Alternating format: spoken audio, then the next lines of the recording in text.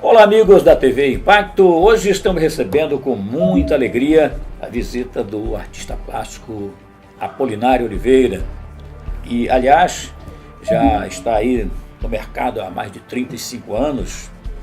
Se falarmos de idade, já ultrapassou aí o meio século, né? Então é um prazer recebê-lo, Apolinário, aqui para a gente bater um papo muito real sobre a sua vida e sobre a realidade da arte em Santarém. É uma satisfação imensa estar aqui com você, Oswaldo de Andrade. Eu que sou fã de você lá do rádio. Obrigado. Você sabia que você é uma das pessoas que me inspira, porque hoje eu estou também fazendo rádio. Perfeito. Você hoje está trabalhando no rádio, né? Depois de muitos anos ouvindo o seu rádio, né? Muitos anos. Você está agora na frente do microfone. Eu tive um problema sério uma vez, que eu era um menino que minha mãe precisava trabalhar e eu fiquei com um rádio ali e eu tinha 9 anos de idade, ela trabalhava naquele Hotel Brasil, ali da Alameda Bittencourt, com a Travessa dos Mártires, não podia me levar, né? E aí eu ficava com aquele rádio ouvindo, e tinha Oswaldo de Andrade, Leal de Souza, Natalino Souza, Delson Santos. Um dia eu abri o rádio para encontrar vocês lá, rapaz, e hoje, olha, eu não sabia que no futuro, que é o hoje, estaria assim. Alguém pode estar lhe procurando no rádio também. Hoje né? Inverteu. Apolinário, vamos falar um pouco aí, então, um pouco da sua vida, como começou, porque você teve um início de vida, né, com muita batalha, com muita luta, passando por várias tarefas. Conta um pouquinho pra gente até chegar aí onde você está hoje. Tudo começou com meu pai. O meu pai, ele era um artista. O meu pai, ele era baiano e casou com uma cabocla aqui de Forlândia, né? Minha mãe era de Forlândia, na verdade ali de uma vila bem pertinho, Caueçuepá, Caueçuepá, que o pessoal só chama carinhosamente de Cacipá, né? Fica até mais bonito, né? Cacipá. E muitos nordestinos vieram para Forlândia para trabalhar ali, né? Naquela empresa, né? Até antes disso, com a história da borracha e tudo, e conheceu minha mãe por ali. E quando ele se separou, foi embora, minha mãe ficou só e eu era o filho menor. E ele era um artista, ele pegava um pedaço de madeira desse tamanho com um canivete só, ele fazia. E eu era dos filhos, dos oito filhos, era o que mais olhava aquilo, contemplava, eu era um menino meio calado, meio sério. E eu achava aquilo muito bonito e ele também pintava. Quando foi embora, ele deixou os pincéis dele, deixou aquelas coisas ali, e eu fiquei usando aquilo como brinquedo.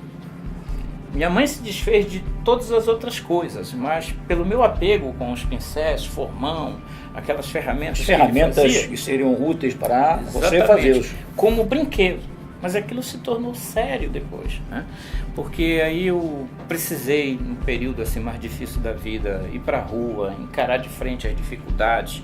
Aí eu engraxei sapato, eu vendi jornal, eu lavei carro, mas foi exatamente lá por volta dos anos 80, quando eu estava num dia na praça, que não tinha ninguém, um dia de sábado, chegou o mesmo cara que ajudou a fundar o rádio em Santarém, que agora fez 70 anos, Frei Juvenal.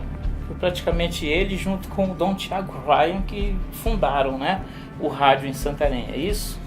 Se não me falha a memória, rádio rural pelo menos. Rádio rural, né? Porque antes já havia um Rádio Globo, Pitágoras, aquela história toda. Mas fazia muito tempo que é rádio rural, né? Via Dom Tiago, né? Eles precisavam daquilo.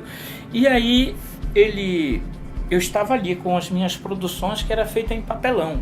E ele trouxe uma bolsa de couro grande assim, aquele encerado, cortumado, bem costurado por fora e por dentro, coisa americana de primeira.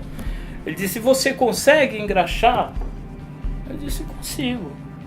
Passar a graxa comum." Ele disse: "Mas não graxa da mesma cor para não sujar a roupa. Você tem uma graxa incolor?" Aí eu disse: "Tenho, a graxa incolor." Ele disse: "Então, por favor, a graxa incolor." Aí quando eu fui procurando, fui tirando as minhas coisas. Ele disse: "O que é isso aí?" Eu disse: "Uns desenhos que eu faço", e meio que com uma certa timidez, não quis que ele visse porque tinha medo que me reprovasse. Não, ele disse: "Mostre aqui." Aí tinha umas 6 peças mais ou menos de pedaço de papelão pintado com graxa de sapato.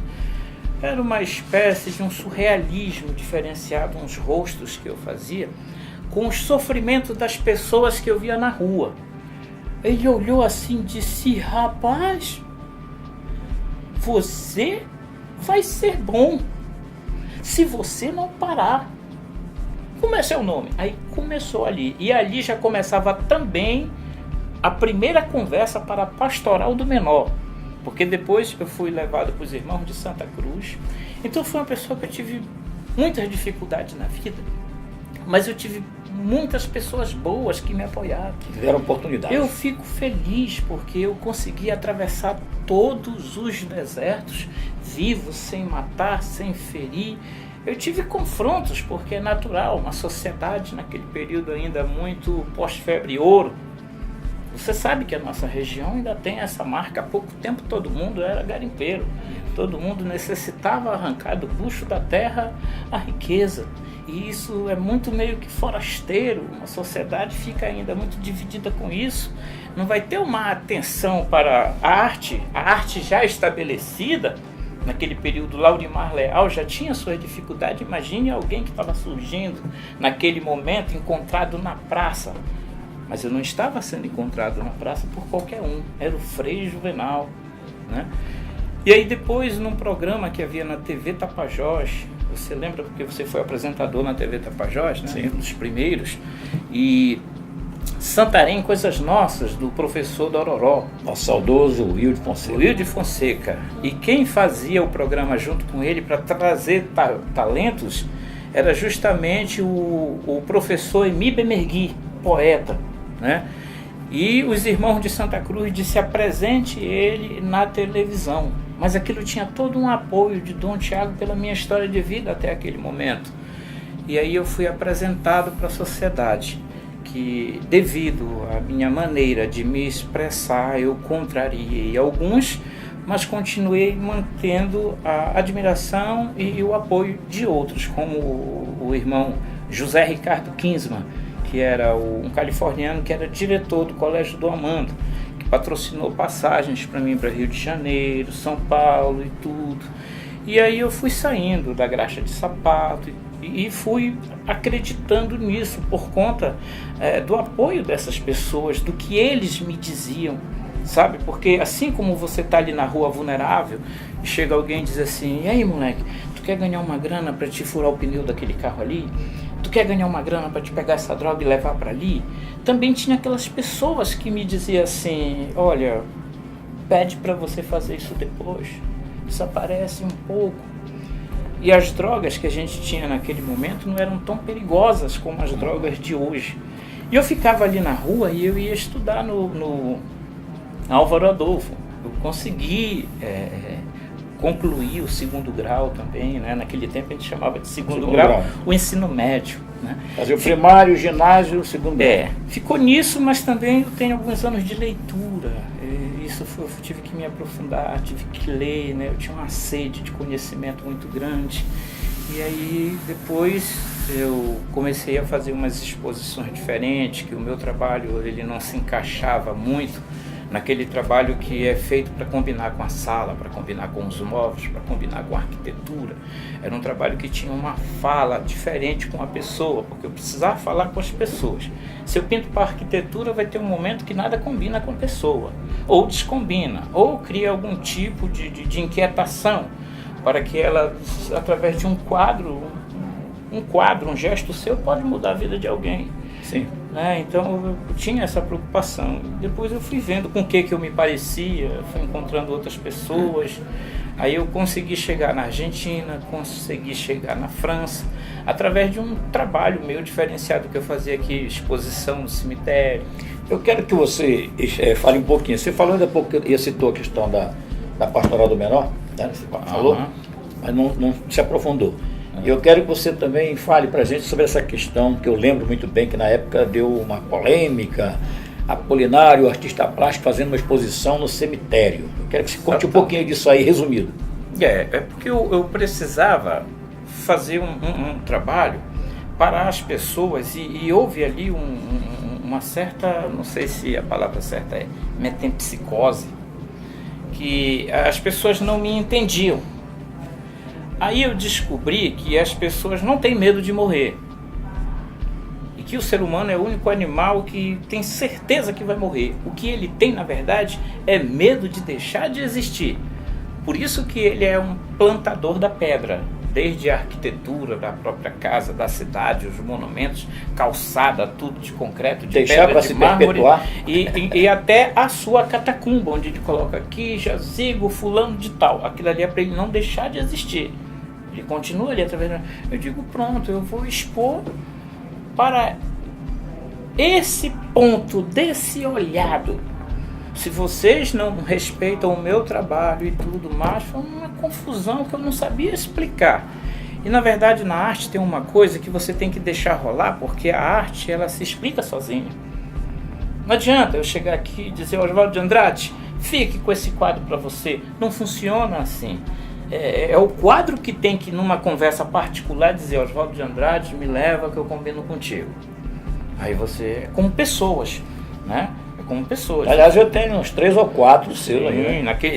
Esse tempo era um tempo que a gente precisava vender para quem tinha dinheiro. Aí eu fiz a exposição aqui em Santarém. Aí chamou bastante atenção. Por quê? Porque eu estava fazendo uma exposição ali, contemplando os mortos. E os vivos dos mortos encontraram nisso um respeito que eu estava tendo pelo cemitério em si. O tema, eu não me lembro direito, isso faz muito tempo, mas eram inspirações que vinham de maneira natural. Isso não tinha nada a ver com espiritismo, com bandismo, com macumba, com nada. Era uma coisa muito bonita assim que vinha, né? E eu digo, eu vou expor no cemitério. Aí tão logo eu fui convidado para levar essa mesma exposição para o cemitério da Soledade em Belém, que é o Museu Soledade, Museu da Soledade. Já há muito tempo, eu acho que uns 150 anos que não sepultam mais ninguém, então logo aquilo foi tombado. E aí quando eu fiz essa exposição lá, eu fiz sucesso. Fui convidado para levar essa exposição para Brasília. Mas em Brasília não mais expondo no cemitério, mas sim na Galeria do Senado. E quem arrumou a exposição na época era um político aqui que era amigo nosso, que tinha um carro-pipa que levava água para o pessoal das colônias. Benedito Guimarães. Ele foi vereador, deputado estadual, deputado federal, tentou ser prefeito algumas vezes. Ele me recebeu na casa dele. Ele disse, não vou lhe colocar em alojamento, você fica na minha casa. E muito bacana, aquilo ali me deu um grande apoio. Aí ali eu conheci o francês, Charles Perrault, que depois mandou a passagem para mim para a França. Aí ele disse, um quadro seu quero que você coloque do lado da sepultura do Allan Kardec, né? E depois uma outra tela do lado da sepultura do Van Gogh. Aí aquilo foi muito bacana, não tinha esse jogo da internet para fazer toda aquela coisa, era só a televisão, a Rede Globo e tudo. E foi um sucesso, foi muito bacana, eu consegui atingir resposta para aquele grito que vinha através do meu trabalho, porque realmente eu me prostituí depois, mas até ali eu era muito artista. Eu era muito sem essa preocupação de atender pedido, muito sem essa preocupação que agora falei de combinar com as coisas, com o móvel, com a arquitetura, com o projeto do apartamento. Não, eu queria dizer para as pessoas, eu queria falar com a pessoa. Então você estava seguro de que quando você fosse entrar, todo dia aquela obra seria nova. Então eu não tinha um preço para aquilo, eu não tinha uma intenção daquilo se tornar um valor, né? Aí depois que eu fui sendo conhecido e tudo, pessoas foram me procurando, dizendo, pinta meu retrato. Olha, eu gostaria que você pintasse para tudo aquilo que eu não era, passei a ser por conta de um tipo de mercado, mas ainda assim muito mesquinho, porque eram as pessoas que me diziam o que queriam que eu fizesse e também quanto queriam me pagar. Tá certo. Apolinário, vamos então falar assim, como foi a sua aproximação com o nosso querido Laurimar Leal, que é também uma pessoa que tem uma folha de serviço muito grande prestada aí na arte santarena, e eu sei que você se aproximou dele. Como é que foi? Eu, fazendo aquelas pinturas, um dia a minha mãe disse assim, eu vou lhe levar lá para o Laurimar Leal. Aí, sabia o que era Laurimar Leal. Aí me levou para casa do Laurimar Leal. Eu era assim, muito pequeno para aquela situação. Aí tinha já um pessoal eles trabalhavam para festa, diferente do meu estilo. Eu não sou um artista que trabalho para festa, eu trabalho para pedra, para o tempo. Hoje eu estou usando esse cordão, porque ele combina com a minha fase hoje. Hoje eu sou o artista da pedra, esse que trabalha para o medo de deixar de existir. Por isso que eu tenho ali o trenzinho na orla, o tucunaré, a tartaruga, aí tenho obras, imagens de santo, tenho lá em Novo Progresso umas esculturas de 12 metros de altura, coisas assim da pesada, e que isso faz a gente sofrer muito. Os materiais que você usa são trabalhos: ferro, madeira, prego, cimento, pedra, né, vidro. Quer dizer, além da arte, tem a reciclagem também que você está. Você precisa dominar esses trabalhos para dar uma forma. Isso. Qualquer forma que você for dar em alguma coisa, primeiro você tem que deformar. E o artista da festa é aquele que trabalha, por exemplo, carros alegóricos para uma escola de samba. Aí, até que termine o desfile, aquilo tudo tem muito valor. Passou daquele momento, é jogado fora. Você pode observar que quando termina o festival ali dos botos, os materiais ficam por lá jogados, porque a beleza e o valor daquilo ali termina junto com a festa. Eu me negava a isso porque eu ficava com pena depois. Mas isso tudo vai ser jogado muito fora. Do trabalho. Terminou, ficou só a cachaça, o momento, foi só uma onda do momento, acabou. Aí, quando ela me levou, ele meio que não me aceitou. Porque eu era muito pequeno e o pessoal que trabalha para festa tinha muita cola de sapateiro no meio, o pessoal diferenciado, mais adiantado, e eu não me encaixava até pela minha idade naquele período. Aí não deu certo. Tempo depois, eu estou na Praça da Matriz e estava acontecendo uma grande reforma na igreja. O pároco era o Frei Vianney, o bispo Dom Tiago Vaia, já meio que chegando o Dom Lino por ali, né? E Laurimar Leal estava reformando aquela santa de madeira, Nossa Senhora da Conceição, aqui a Rococó, né? Ela cabisbaixa, sem a peruca, careca, toda afogada dentro de um camburão de 200 litros com água e solda cáustica e removedor. E quando ele levantava, tinha que rapar aquilo com cuidado para remover toda a tinta. E eu parei e fiquei olhando. Faltou o ajudante dele e alguém, e só estava eu ali na frente. Porque eu entrava naquilo ali, às vezes, para pegar o chocolate que o bispo dava para a gente e tal. Dom Tiago. Aí ele disse: quer ganhar um dinheiro? Eu disse: quero. Não era essa a pergunta que eu esperava, mas a fala veio depois, que me causou mais satisfação, porque eu nem perguntei quanto ia ganhar. Aí ele disse para você ir rapando isso aqui com muito cuidado para essa tinta cair tudo. Aí tinha tipo uma trave assim, e a santa ficava amarrada pela parte de baixo. Aí tinha uma espátula trabalhada por ele mesmo, por causa dos movimentos côncavos e convexos, né? Para não arranhar a madeira, que aquilo ali é... Aí eu ia rapando com muito cuidado, removendo até chegar na madeira. Tem alguns trabalhos que o artista bom, o artista que já está ali, não precisa ficar fazendo, ele precisa de auxiliar, né?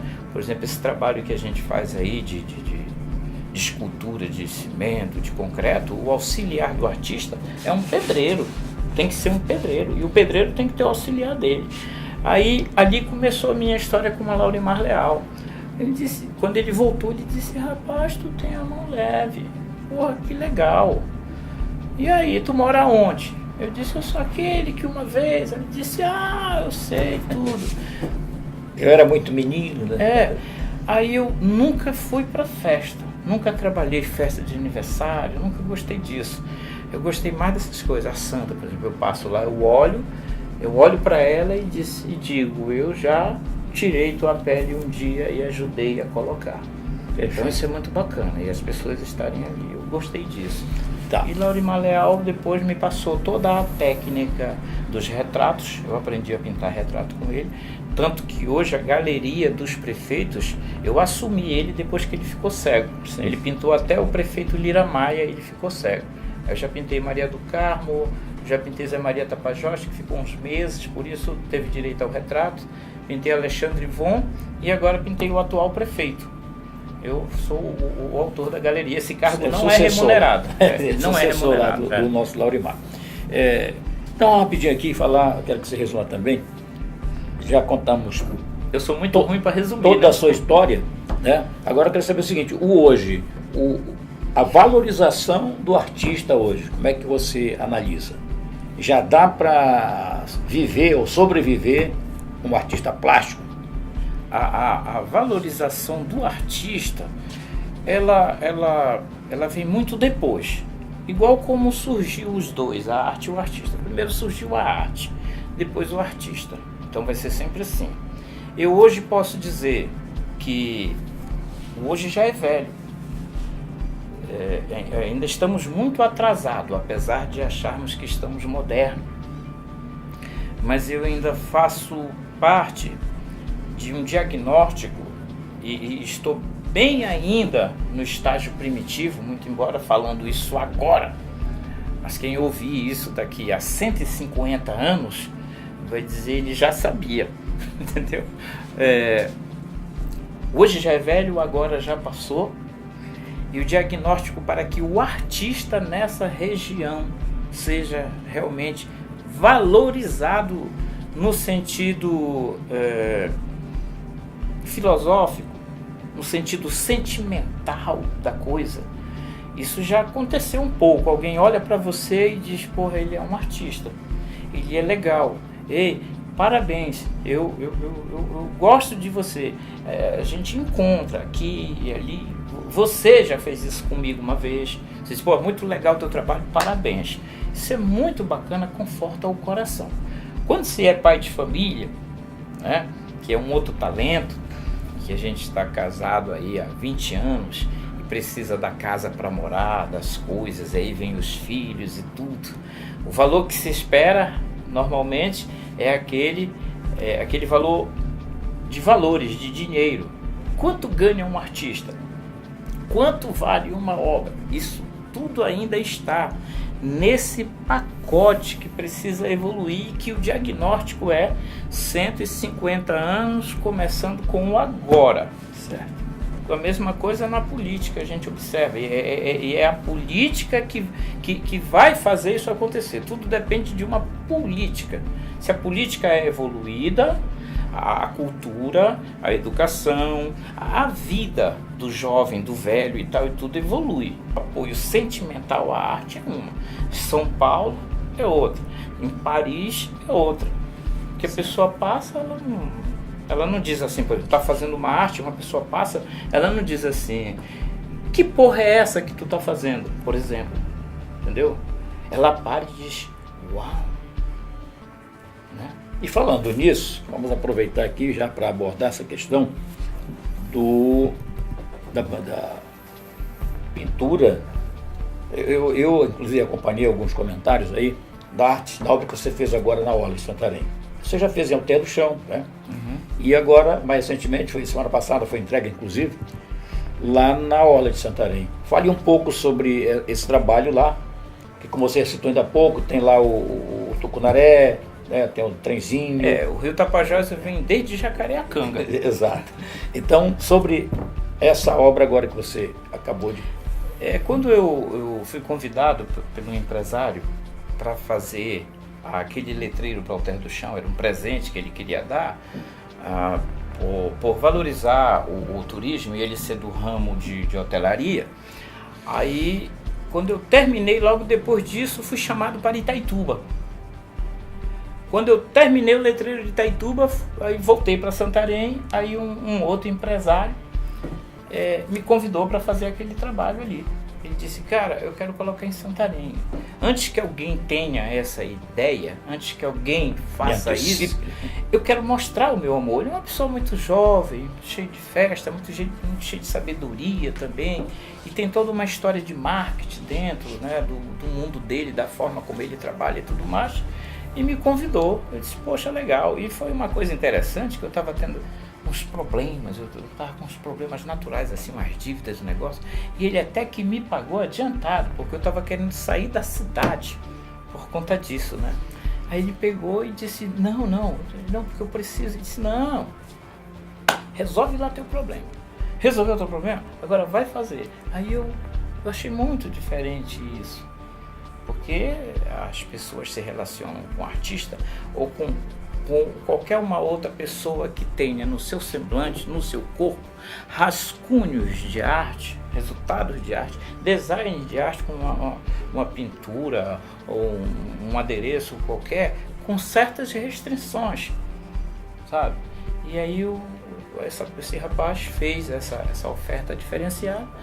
Fui fazer o trabalho. Todo esse auê que eu vi na internet e tudo, isso é uma coisa que está na moda atualmente. A gente já sabe que naturalmente o ser humano... A ferramenta está na mão, né, para fazer, né? O ser humano já tem isso independente de internet. Se eu chegar com você aqui e aí, Oswaldo, sabe o fulano? E se eu for te contar só coisas boas dele, você não vai aguentar 20 minutos. Vai dizer, tá bom, cara, leva ele para ti, né? Agora, se eu parar para contar as coisas bizarras do fulano, uns detalhes esquisitos, você muitas vezes não só vai dar muito tempo, vai dar muito ouvido, como você também até vai recapitular algumas coisas, vai voltar em detalhes. Como foi mesmo, né? E aí eu fui vendo isso, mas eu fiquei na minha, porque tem uma coisa que eu sei, falei agora há pouco, que depois que a arte está pronta, ela fala por ela, independente. Aí ela já não é mais quem mandou fazer, ela já não é mais o artista que fez, ela já não é mais a areia que veio para ali, já não é mais o cimento que veio para ali, ela já não é mais nem tudo e nem nada, ela é aquilo ali. Porque você fica longe, aí uma pessoa vai passando. E o que faz a pessoa meter a mão no bolso ou na bolsa, tirar o seu celular e se fotografar ou fazer uma selfie falando? Ela não foi obrigada, ela foi comovida espontaneamente, né? Diante de um contato que ela teve com aquela arte. Isso depois superou tudo isso. A gente foi vendo todo mundo fotografando, todo mundo então não é mais a insatisfação do fulano porque não gosta do prefeito do lugar, ou porque não gosta daquele que mandou fazer, ou da filosofia ou da religião da qual ele é. A arte, ela tem a sua maneira de conversar em segredo com a pessoa que lhe vê. Tá certo. Tá certo. Apolinário, então ainda há pouco nós falamos no início, para encerrar o nosso papo hoje, é que você hoje já está vinculado ao rádio. Você foi ouvinte e hoje você já está dentro do rádio falando para o público, né? E além disso, na empresa que você trabalha, você tem também no seu celular, eu vejo nos grupos aí, acompanho, o rádio de bolso. Rádio de bolso. Né? Coloque um pouco aqui para a TV o impacto. Como é que funciona o rádio de bolso? É porque o celular ele tem de tudo, né? No celular você tem a máquina... Então você faz entrevista, você tem a máquina de escrever, você tem a máquina de calcular, o calendário, você vê o tempo, você vê tudo. Eu disse, poxa, mas isso aqui também tem uma coisa interessante, que é o rádio, o que seria o moderno ao rádio amador do WhatsApp. Aí eu comecei a pensar corredores do WhatsApp como a base disso. Aí por isso que eu digo, rádio de bolso, a voz da dor do povo, esta dor quase sem cura que se mistura com tortura mental, porque é uma confusão o dia todo, né? É uma guerra. Você sai do seu leito e vem para a cidade, é tanta da coisa, é tanta da confusão que eu interpretei como tortura mental, e você está certo para voltar com vida, para dormir outra vez, para atravessar mais uma noite com vida. Isso é muito grave. Eu comecei a fazer os áudios, aí entrevistando uma pessoa, falando com outra e tudo. Por quê? Porque eu nunca fui chamado para ir para um rádio. E era muito difícil, porque os locutores de rádios eram muito bons. Já tinham uma série certa. Já imaginou como é que eu ia chegar? Delson Santos. Como é que eu ia competir? Bena Santana. Naquele período, mas hoje tem muita gente. Sim. Esses locutores de FM que faz feijão com arroz, que só dá a hora e põe a música, é o Cuco, dá a hora e põe a música. Não, você não dava a hora e Oswaldo de Andrade, você não dava a hora e ouvia a música, você fazia parte da vida da pessoa. A pessoa ia ouvir, você falava do feijão que ela estava comendo, como é que está o cheiro da sua panela, aí você falava da vida dela, então ela precisava te ouvir para ela viver. Não era só para ela dançar e ouvir uma música do momento, porque você filosofava com o rádio. Hoje as empresas orientam que, de preferência, o cara nem fale. Mas como não falar? Como o Oswaldo de Andrade e não falar? Então aí eu gostei muito de fazer isso. Pelo WhatsApp, que seria o rádio do futuro, eu fui chamado para o rádio do passado ou do presente. O empresário, né, dono da empresa, disse, pô, cara, muito legal. eu quero te dar um programa para você fazer. E está fazendo. Aí é o Valores da Terra. A gente põe música do lugar, a gente tem um quadro interessante que a gente liga da rádio para as pessoas. Perfeito. A gente liga avulso para quem atender, a gente liga para uma autoridade. De repente, alô Oswaldo, e aí, tal, você diz, opa, você já está no programa. Tá certo. Apolinário, foi muito bom ouvir um pouco da sua história aqui. Eu tenho certeza que quem não lhe conhecia agora está sabendo de quem se trata e do que se trata, né? E parabenizo aí pelos trabalhos. Agradeço, inclusive, aqueles que você me deu a oportunidade de possuir, né, que eu tenho. E bola para frente aí, que a sua vida continue e que o reconhecimento cada vez venha a ser mais sólido. Eu quero agradecer a Deus do céu e a esse momento aqui que o destino me colocou aqui. Eu que sempre via você como uma coisa ali imortal e tudo mais, e eu lhe ouvi no rádio, lhe vi na televisão ao longo aí dos 30 e poucos anos, e hoje o destino me coloca aqui, eu dando uma entrevista para Oswaldo de Andrade. Valeu, Deus irmão. lhe abençoe. Muito Deus obrigado. abençoe a nós todos. Um grande abraço. É isso aí. É a TV O Impacto, sempre levando a melhor informação para você.